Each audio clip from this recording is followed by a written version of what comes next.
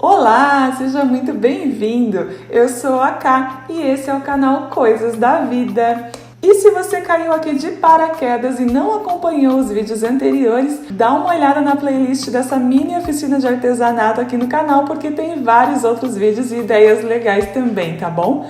Já teve móvel restaurado, painel de ferramentas e hoje, antes de começar a pintura dessa parede, eu quero mostrar para vocês o resultado da porta desse quartinho, que estava detonada e eu decidi restaurar. Eu comecei então preenchendo o buraco que tinha ali com isopor e um pouquinho de cola. E por cima passei uma camada com essa massinha que eu fiz com serragem e cola branca.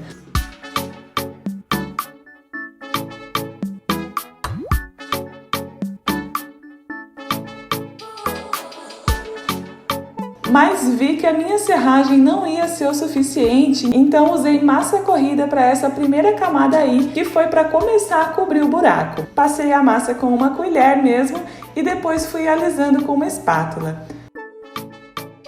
Deixei secar e passei mais uma camada, agora sim com a mesma massinha de cola branca e serragem. Eu achei que essa segunda demão já ia ser o suficiente para nivelar o buraco com o restante da porta, mas vocês vão ver que não foi. Ó, gente, aqui tá o resultado da porta então. Eu achei que cobriu bem, só que em algumas partes aqui, ó, eu vi que ainda faltou um pouquinho de massa. Com os buraquinhos, sabe? E o problema é que eu não tenho mais esse pilho para fazer a massa de madeira.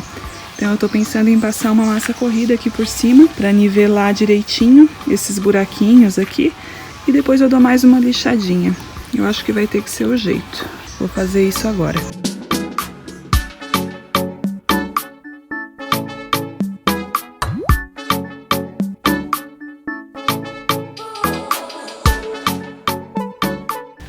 Acho que agora vai. Eu poderia ter feito tudo com a massa para madeira ou tudo com a massa corrida, né? Eu já fiz até uma restauração de uma cadeira com o assento de madeira que eu cobri todo assim com massa corrida e deu certo. Só que dá um pouquinho mais de trabalho porque você tem que fazer camadas bem fininhas para ela não trincar depois. Eu queria ter feito tudo com a massa para madeira, mas não tive o suficiente, então esse foi o jeito, né? Vou esperar agora dar uma secadinha para depois vir lixar de novo. E depois de lixar a porta toda, tá aí ela no lugar de novo. Agora que não existe mais aquele buraco ali, eu dei uma demão de tinta acrílica branca na porta, porque depois eu vou vir com uma tinta colorida na porta e na parede. E para não ficar com tons diferentes, é legal que esteja tudo ali na mesma cor por baixo. E eu delimitei ali com a fita crepe até onde eu decidi pintar.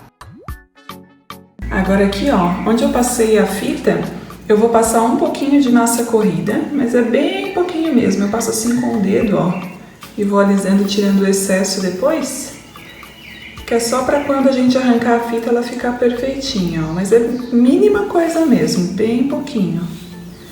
E já vou tirando aqui, ó, com o dedo para não ficar diferença depois.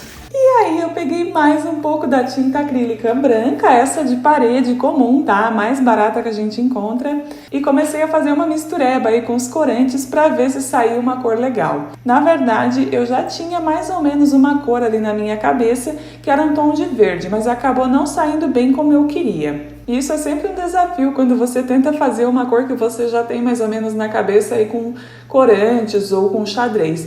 É mais fácil às vezes você chegar na loja e comprar pronto mesmo o tom que você quer, se você já tem aquele tom certo na sua cabeça, porque nem sempre você vai conseguir acertar ele misturando os corantes. Misturei 2 bisnagas de corante verde e ficou quase um tom de azul.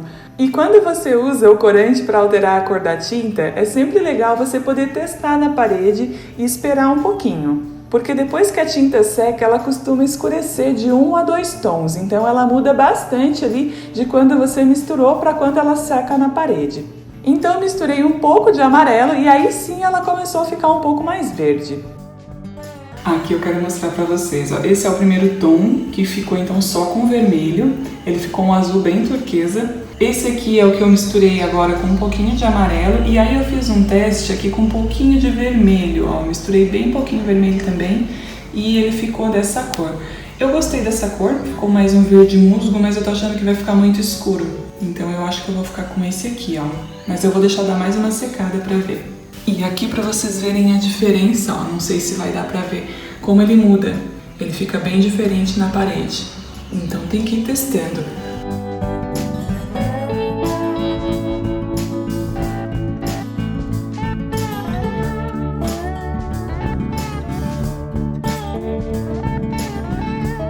Bom, gente, pintei aqui a primeira demão. Tá uma cor feia? Não, não tá. Tá uma cor até bem bonita, mas não é a cor que eu queria. Eu queria um tom mais verde mesmo, sabe? Então eu acho que pra segunda demão eu vou acabar mudando um pouquinho. Eu vou misturar um pouco mais de amarelo ou de vermelho e vou dar uma clareada, eu acho. Eu vou mostrando pra vocês.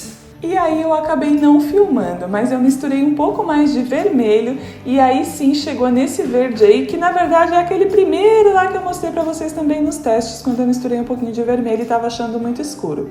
Gente, olha a porta aí embaixo. Quem que disse que era aquela mesma porta, né? Já nem tem mais vestígios daquele buraco que tinha aqui. E agora eu tô pensando em fazer uma pintura aqui do lado. Mas tô um pouco insegura, confesso, porque eu não tenho as tintas aqui e eu vou fazer tudo com corante, tá? Misturando as cores, então nem tem como passar referência pra vocês. Vamos ver o que vai sair, né? E como eu disse, eu não vou passar referência das cores aqui, porque eu usei os corantes que eu já tinha aqui em casa e fui misturando e vendo o que saía. E agora eu vou colocar a pintura dessa parede aqui no modo aceleradinho para vocês poderem ver em alguns minutos o que eu levei um dia inteiro para fazer. E eu espero que vocês gostem.